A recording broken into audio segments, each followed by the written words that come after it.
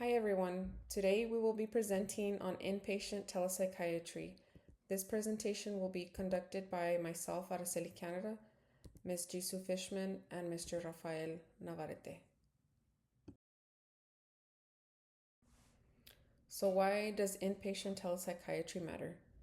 Many hospitals, especially those in rural areas, do not have consistent access to on-site psychiatrists.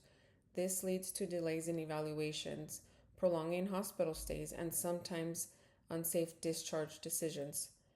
Inpatient telepsychiatry helps to close this gap by allowing psychiatric providers to evaluate and manage hospitalized patients remotely. With COVID, this was accelerated. The workforce shortage made it clear that this wasn't just a temporary solution, this was becoming part of standard delivery of care. So, definitions and models of inpatient telepsychiatry. So, the different models, there is a remote attending psychiatrist, there's hybrid, on site and remote, and teleconsult services. So, inpatient telepsychiatry involves real time, video based psychiatric care within a hospital setting. These patients are often acutely ill and require stabilization, medication adjustments, and safety monitoring. Models vary, so some hospitals use fully remote psychiatrists while others use hybrid systems where on site teams collaborate with remote providers. Clear communication and safety protocols are essential regardless of which model you are using. So now we're going to talk about clinical effectiveness. One of the biggest questions is whether telepsychiatry is as effective as in-person care. Research, including the 2021 Journal of Psychiatric Research study, showed comparable clinical outcomes. Symptom improvement and safety outcomes were similar between telepsychiatry and face-to-face services. This supports that telepsychiatry is a viable option when in-person psychiatric coverage is not available. So now we're going to talk about patient and provider satisfaction. Concerns about therapeutic rapport are common, but the data is reassuring. Studies, such as one conducted by Valkalanka and colleagues in 2023, showed high patient satisfaction scores. The 2022 Telemedicine Journal and eHealth article also reports strong provider acceptance when the systems are well structured.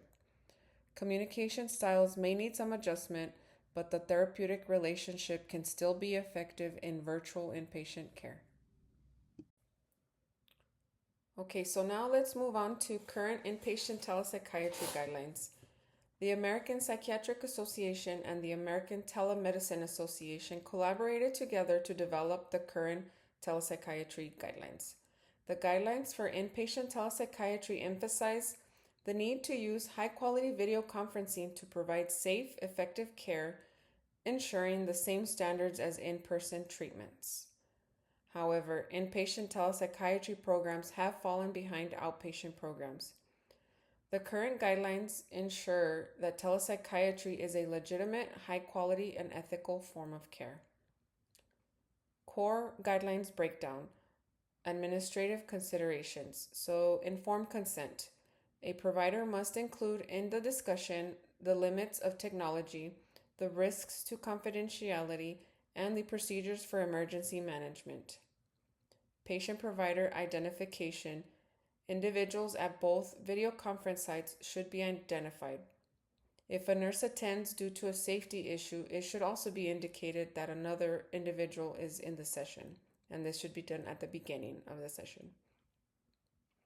In a hospital setting, which is clinically supervised environments, clear emergency protocols and resources are indicated and implemented. Staffing support. While a provider may be remote, on-site personnel are crucial for facilitating these sessions, conducting physical examinations, and managing safety issues with the patient. There are also technical considerations.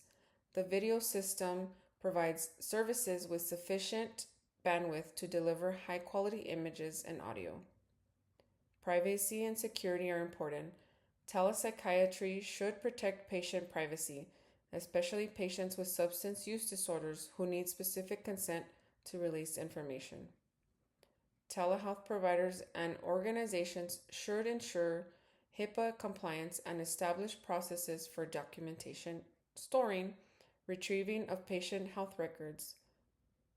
Also, both locations, the provider side and the patient side, must be in a private setting and secure, with auto timeouts in line with HIPAA and high-tech regulations.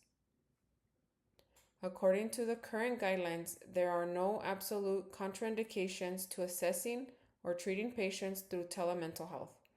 The decision to use telemental health with any individual patient is left to the provider's discretion. Providers should consider the patient's cognitive capacity, history regarding their cooperativeness, and history of violence or self-injurious behaviors. Hi, my name is Jisoo Fishman. I am going to present from Implementation and Workflow. Telepsychiatry requires more than video access. Hospitals need defined workflows that includes clear criteria for consultation, on-site support staff for safety monitoring, and structured documentation process. Programs are most successful when telepsychiatry is fully integrated into hospital operations rather than just treated as an add-on service. Regulatory issues are central to telepsychiatry expansion. Licensure, credentialing, and prescribing regulations must be carefully managed. The 2025 study by Cummins et al. Highlights how widespread teleprescribing has become among mental health providers. For inpatient setting, this enforces the need for strong documentation standards and compliance safeguards, especially with controlled substance. Ethical considerations. Inpatient telepsychiatry presents unique ethical challenges. Privacy in shared units can be difficult for some patients.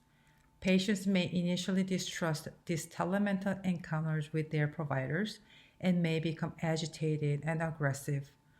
Emergency response plans to de-escalate this patient and situation must be clearly defined since the psychiatric providers are not physically present. Equity and access should remain central as programs expand. Role of the PMHNP. Psychiatric mental health nurse practitioners play a very important role in inpatient telepsychiatry, particularly in areas with psychiatrist shortages. Beyond the direct patient care, PMHNPs can help develop protocols, oversee prescribing practices, and monitor quality metrics.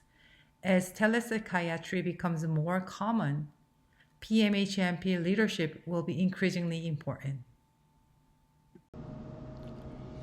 Inpatient telepsychiatry can be highly effective, but there are several real barriers that can limit success if they aren't planned up front, such as technology failures like unreliable Wi-Fi, audio-video glitches, or platform downtime can interrupt assessments and delay care, especially in high acuity situations where timing matters. Staff resistance is another common challenge. If nurses, providers, or support staff don't feel trained or confident in the process, telepsychiatry can be viewed as extra work rather than a help. These issues are usually improved through clear workflows, reliable technical support, and consistent onboarding so everyone knows what to do before problems occur. Other limitations are more clinical and system level. Complex behavioral emergencies can be harder to manage when the psychiatrist is not physically present, which is why strong on-unit safety roles and clearly defined emergency escalation plans are essential. Reimbursement uncertainty can also impact program stability. Coverage and billings rules vary by payer and can change over time, which affects long-term planning. Finally, many hospitals still face limited standardized inpatient telepsychiatry guidelines, leading to inconsistent practices across sites. Together, these barriers highlight that telepsychiatry isn't just a technology solution, but it requires structured processes, training, safety planning, and ongoing policy support to work well in inpatient settings. This slide serves as the evidence base for our presentation. It shows that the key points we're making about inpatient telepsychiatry are supported by established practice guidance, such as recommendations from the APA, ATA, and the SAM-HSA, and by published research. Overall, the findings are reassuring when implemented appropriately. Telepsychiatry can provide effective inpatient psychiatric care, and both patient satisfaction and provider acceptance tend to be strong in well-structured programs. At the same time, we're using this evidence to identify clear opportunities for practice improvement. Inpatient telepsychiatry works best when it is built on standardized workflows, clearly defined safety and escalation procedures, and strong documentation and prescribing safeguards, especially when controlled substances are involved. Our goal is to support what is already working while offering practical, evidence-based recommendations to strengthen consistency, safety, and integration into everyday hospital operations. As telepsychiatry becomes more common in inpatient settings, the next step is standardization. First, hospitals should develop clear inpatient telepsychiatry prescribing protocols. Teleprescribing has expanded significantly, but inpatient settings require structured safeguards, especially when managing high-risk medications. Secondly, expanding interstate licensure reform would help address ongoing workforce shortages, particularly in rural hospitals that rely heavily on remote psychiatric coverage. Third, we need clear telehealth prescribing safeguards. Cummings and al. Highlight how widespread teleprescribing has become, which reinforces the importance of strong documentation and collaboration with on-site teams. Finally, nationally inpatient telepsychiatry practice standards would support consistency, quality monitoring, and patient safety across hospital systems. Telepsychiatry should not be seen as a temporary solution, however, but as a structured and accountable part of modern inpatient psychiatric care.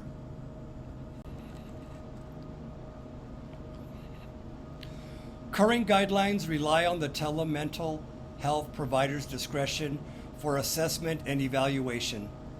To implement an effective telemental session, there must be defined eligibility, inclusion, or exclusion criteria. Nonverbal, violent, impulsive, and/or hyperactive, as well as acutely manic or psychotic patients should be considered to be excluded. According to research, aggressiveness and poor impulse control make telepsychiatry difficult and dangerous. Patients with psychosis incorporated virtual teleconferencing into delusions. The inpatient psychiatry session is concerned about safety risks related to extreme behavioral escalations and out-of-control conduct, which could escalate to aggressiveness and harm. Therefore, specific safety protocols are essential. A team of behavioral specialists, security personnel, and mental nurses trained in de-escalation and restraint. That protocol should be implemented as standard practice for all patients admitted into the inpatient psychiatric unit. MBC, otherwise known as measurement-based care, is an evidence-based practice that involves the systematic and routine measurement of patient-reported outcomes. Using measurement tools for patient symptoms and safety planning can monitor safety. Both the CSSRS and the Stanley Brown Patient Safety Plan can be digitally integrated into patients' care as assessment tools and assessed by psychiatric providers in a variety of clinical settings. What safeguards must be in place? To manage safely acute psychosis in a rural, remote setting, the following must be implemented. Trained on-staff site.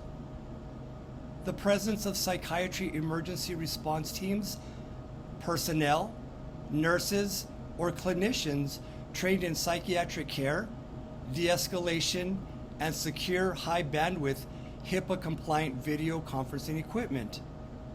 There should be a shared emergency protocols in place.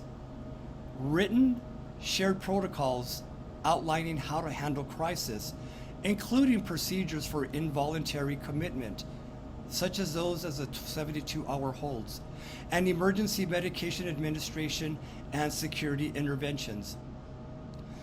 A ligature-safe environment, particularly if the patient is agitated. There should be immediately available support staff and collaboration of local security or law enforcement, and a 24/7 or on-call access to telepsychiatrists for consultations. EMRs and electronic ordering to prevent delays in treatment. Consent to psychiatry should be obtained with a clear understanding that in-person transfer is available if needed. Yes, telepsychiatry is generally sufficient, but it is not without limitations.